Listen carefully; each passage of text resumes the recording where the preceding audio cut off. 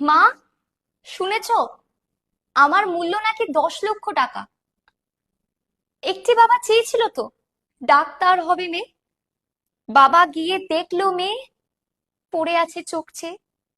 বুক ফেটেছিল বাবা, মুখ খোলেনি মা। কেউ এসে চেঁচিয়ে বলল, বাদ দাও, হয়েছে যা।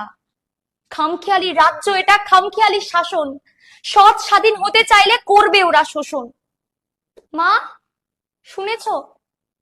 ওই ছিন্ন ভিন্ন দেহটার মূল্য নাকি মাত্র 10 লক্ষ টাকা। এই ঘটনা প্রথম তো নয়, ঘটেছে আগে আরো। গুজরাট, দিল্লি, বিহারের ঘটনার ফলাফল কি তা বলতে পারো? 6 মাসের শিশুর কি দোষ?